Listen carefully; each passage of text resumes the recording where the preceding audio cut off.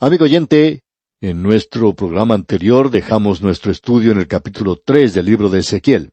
Hoy vamos a continuar observando lo que dice el capítulo 4, pero hay algunas cosas que dejamos sin finalizar en realidad en nuestro estudio anterior, y quisiéramos terminar con eso antes de seguir adelante.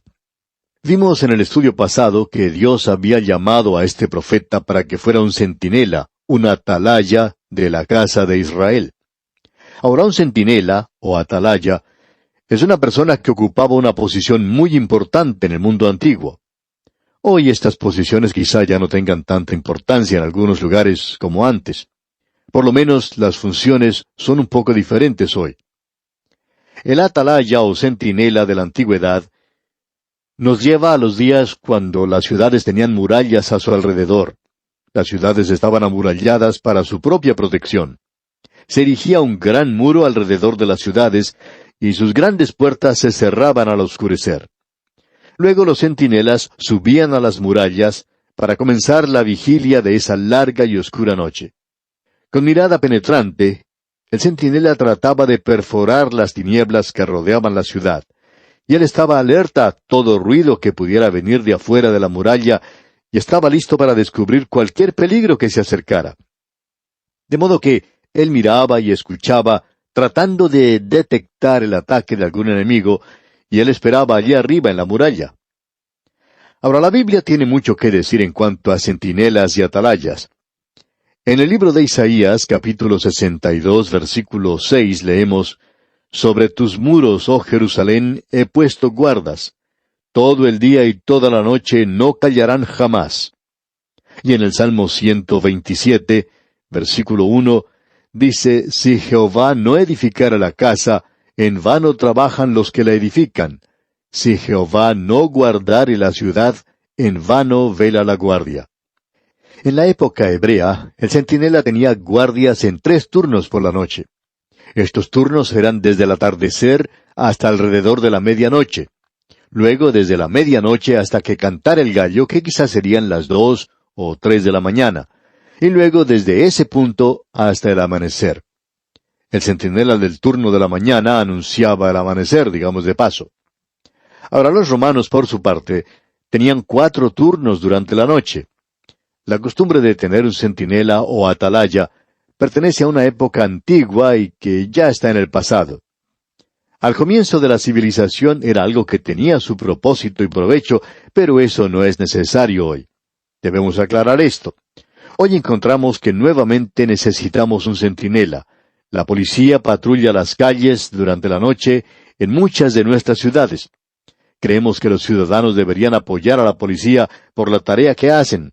Quizá individualmente hay algunos que hacen cosas que no deberían hacer, pero no nos estamos refiriendo aquí al individuo mismo, sino al cargo o a la autoridad que representa la policía, y al hecho de que nos protegen durante la noche.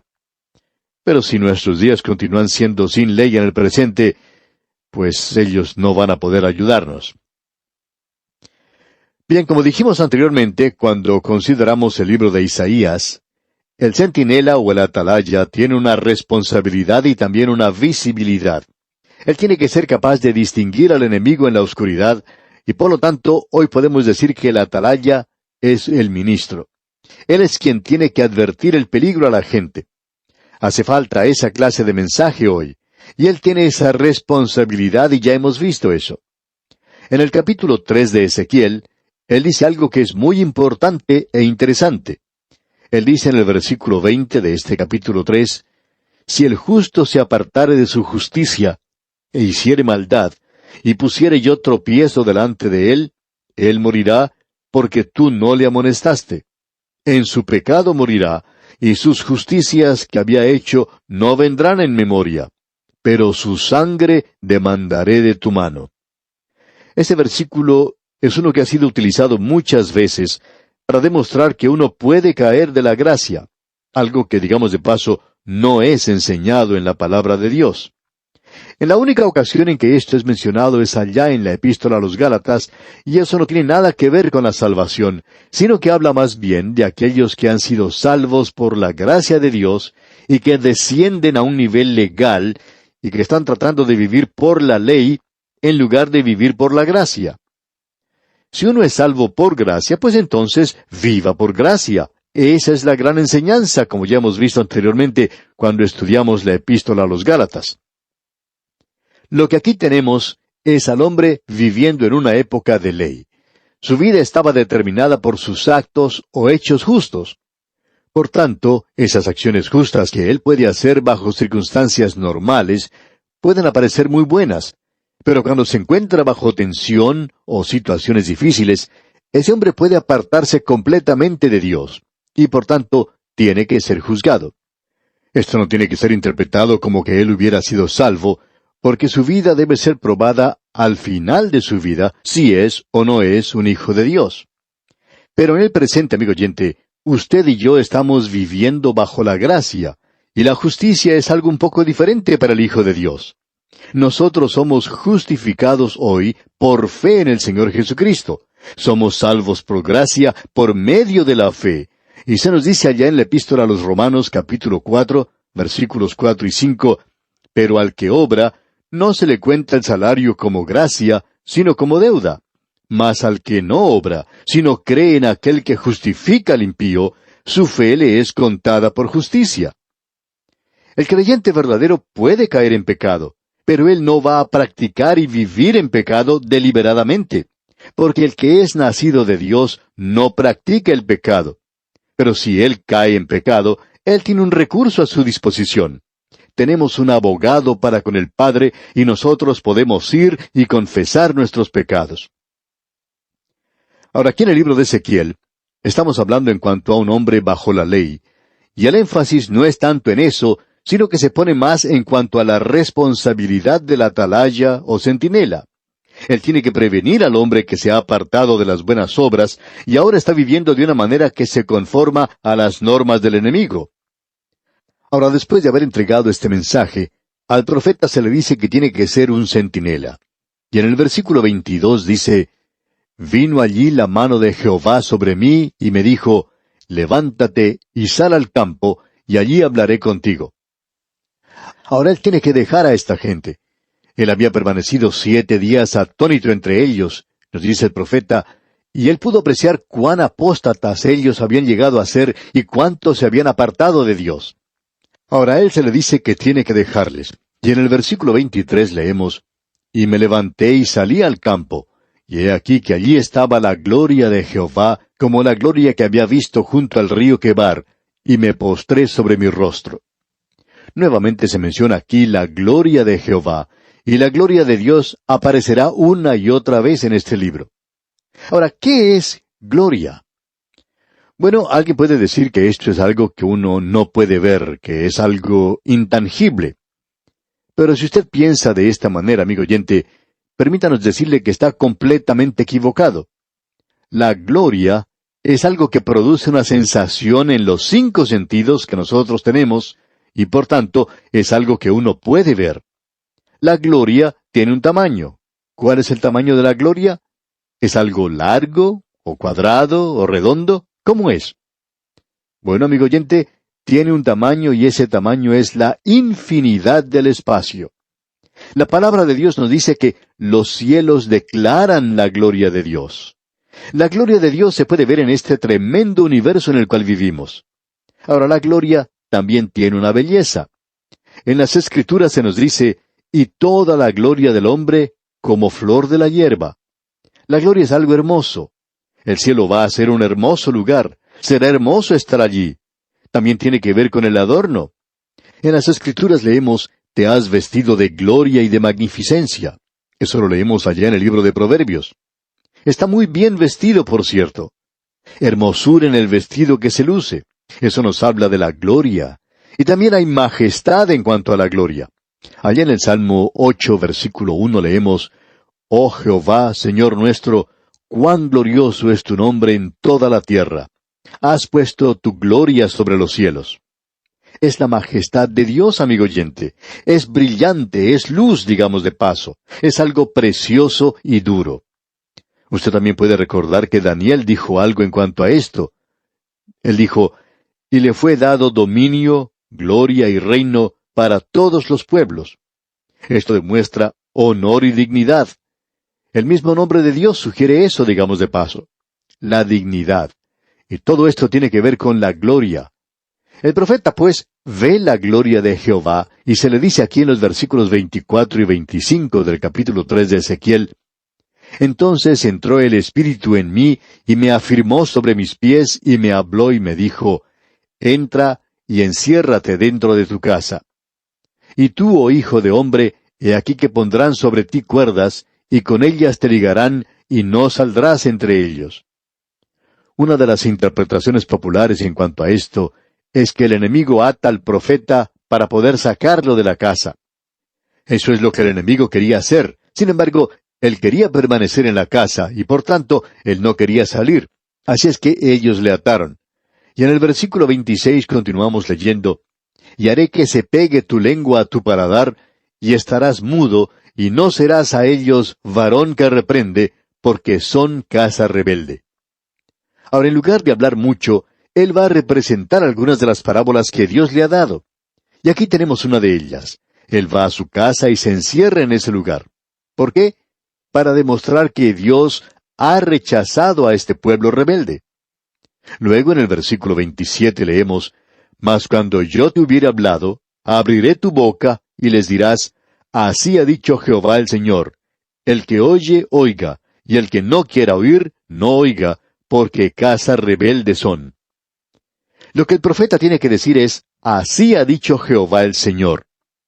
De paso, digamos, en el capítulo 2, en la primera parte del versículo 7, habíamos leído: Les hablarás pues mis palabras. Este hombre tiene que presentar a esta gente la palabra de Dios.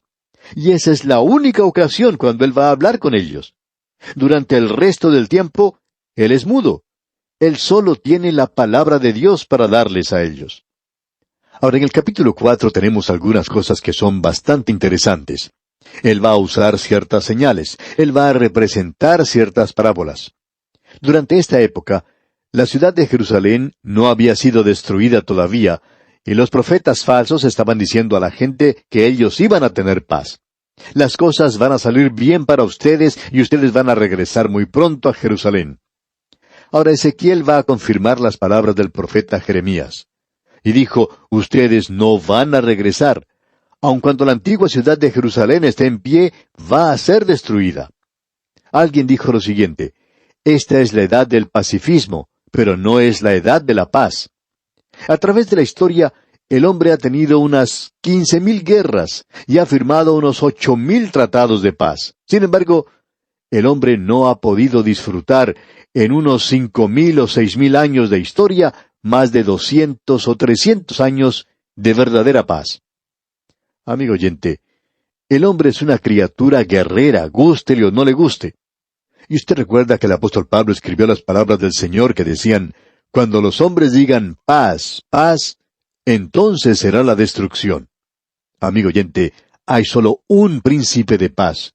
Todo lo que él está mostrando aquí a esta gente es que Jerusalén va a ser destruida. Ahora notemos lo que él hace aquí en el capítulo 4, versículo 1. Tú, hijo de hombre, tómate un adobe y ponlo delante de ti, y diseña sobre él la ciudad de Jerusalén. Estos ladrillos de adobe era el material que usaba la gente de Babilonia para escribir. Así es como ellos mantenían sus archivos, digamos. Ezequiel, pues, tiene que tomar uno de esos ladrillos de adobe, eran casi cuadrados, de unos 35 por 30 centímetros. Hay muchos de ellos que se han encontrado en el presente. Se han hallado grandes cantidades, y muchos de ellos tienen escrituras grabadas en ellos. Ahora, lo que Ezequiel tenía que hacer era dibujar la ciudad de Jerusalén. No sabemos cómo hizo esto, pero luego tenía que romper eso y mostrar que la ciudad iba a ser destruida. Luego, él tenía que tomar también una plancha de hierro y usar eso también. Esta plancha de hierro él la tenía que colocar entre él y ese cuadro o dibujo de Jerusalén, demostrando que Dios había puesto una pared, un muro, entre sí mismo y la ciudad de Jerusalén. Eso era algo inevitable. Esto era algo que no podía ser detenido. Jerusalén debía ser destruida. ¿Qué mensaje el que uno encuentra aquí, amigo oyente? Creemos que es un mensaje tremendo. Allí también él tenía que dibujar que la ciudad de Jerusalén iba a ser sitiada. Y luego las dificultades del juicio divino se muestran en esa plancha de hierro, donde muestra que la gente iba a pasar a través de un sufrimiento terrible. Ahora, la tercera señal describe el castigo adicional que caería sobre Jerusalén. Luego tenemos una declaración en cuanto a un pan inmundo que se menciona en el versículo 9 del capítulo 4, donde leemos: «Y tú toma para ti trigo, cebada, habas, lentejas, millo y avena, y ponlos en una vasija, y hazte pan de ellos el número de los días que te acuestes sobre tu lado. 390 días comerás de él». Bueno, este hombre Ezequiel era un sacerdote y él podía haber dicho: «Yo nunca he comido nada inmundo así». Y Dios le dice: «Bueno, tú tienes que ir y prepararlo y comerlo». Y esto habla del hambre que iba a caer sobre esa ciudad y la destrucción que vendría sobre ella. Y aún así, los profetas falsos estaban diciendo: «Ustedes no van a ser destruidos. Ustedes van a regresar a esa ciudad». Pero la gente en esa ciudad iba a ser destruida. Esto revela los horrores que se acercaban contra la ciudad de Jerusalén. Luego, en el capítulo 5, tenemos otra señal. Y este hombre, este profeta Ezequiel, representa esto. Leamos los primeros 3 versículos del capítulo 5 de Ezequiel. «Y tú, hijo de hombre, tómate un cuchillo agudo, toma una navaja de barbero, y hazla pasar sobre tu cabeza y tu barba. Toma después una balanza de pesar, y divide los cabellos. Una tercera parte quemarás a fuego en medio de la ciudad, cuando se cumplan los días del asedio. Y tomarás una tercera parte y la cortarás con espada alrededor de la ciudad. Y una tercera parte esparcirás al viento, y yo desenvainaré espada en pos de ellos. Tomarás también de allí unos pocos en números, y los atarás en la falda de tu manto». Ahora, ¿cuál es el significado de esto? Parecería una propaganda de una afeitadora eléctrica. Por supuesto que no era una afeitadora eléctrica entonces, pero él tenía que afeitarse la cabeza y la barba. Esto era algo muy extraño de hacer de parte de un sacerdote. Este hombre es un sacerdote, recordemos esto, pero él ahora debe hacer esto. Él separa su cabello en 3 partes. Nos imaginamos que la gente se ha reunido alrededor suyo para observar lo que pasa. Él se está afeitando afuera y la gente se acerca para mirarlo. Así es que él toma la tercera parte de su cabello y lo pone en medio de la ciudad. Bueno, esto indica que una tercera parte va a ser sitiada dentro de la ciudad y que van a ser quemados por medio del fuego. Y eso es exactamente lo que les ocurrió a ellos allí. Otra parte de los cabellos tiene que tomarlos y cortarlos, y tiene que desmenuzarlos en realidad. Ahora eso ocurrirá a aquellos que vivan a través de ese sitio. Y luego, la otra tercera parte debe ser esparcida. Y ese grupo fue esparcido. Jeremías fue con algunos de ellos hasta Egipto. Y luego queda un pequeño remanente. Estos son el pueblo de Dios, y ese remanente regresará a la ciudad. Así es como él pudo comunicar ese mensaje a la gente. Y él deja bien en claro que ese es el significado de todo esto en el versículo 12 del capítulo 5, donde dice: «Una tercera parte de ti morirá de pestilencia, y será consumida de hambre en medio de ti. Y una tercera parte caerá a espada alrededor de ti. Y una tercera parte esparciré a todos los vientos, y tras ellos desenvainaré espada». Luego el versículo 17 de este mismo capítulo 5 dice: «Enviaré pues sobre vosotros hambre y bestias feroces que te destruyan, y pestilencia y sangre pasarán por en medio de ti, y enviaré sobre ti espada. Yo Jehová he hablado». Amigo oyente, el juicio que cayó sobre esta gente durante la destrucción de Jerusalén y el sufrimiento por el cual tuvo que pasar ese grupo, debía haber sido una advertencia para ellos. Y debería serlo para nosotros también hoy. Pero está tan alejado de nosotros que muy pocas personas saben en cuanto a esto. No están familiarizados con la palabra de Dios hoy. Y esto, amigo oyente, nos lleva a decir que el pecado más grande de los creyentes en la actualidad es su ignorancia de la palabra de Dios. Dios presentó esta advertencia no solo para esa gente, sino que toda la Escritura es para nosotros hoy, y tiene un mensaje para nosotros en el presente. Amigo oyente, cuando el juicio de Dios comience, va a ser demasiado tarde para que usted pueda hacer una decisión. si escuchares hoy su voz, ahora es el tiempo aceptable, hoy es el día de salvación. Uno habla de la generación de ahora. Esa generación de ahora son aquellos que han aceptado la salvación de Dios y que no la han postergado. ¿Qué mensaje que tenemos aquí en esta sección en particular, amigo oyente? Y aquí vamos a detenernos por hoy. Dios mediante, continuaremos nuestro recorrido en nuestro próximo programa, cuando daremos consideración al capítulo 6 de este libro de Ezequiel. Le sugerimos leer todo este capítulo 6 para estar así mejor informado y poder sacar de este estudio el mayor provecho posible. Es nuestra oración que el Señor derrame sobre usted sus incontables bendiciones.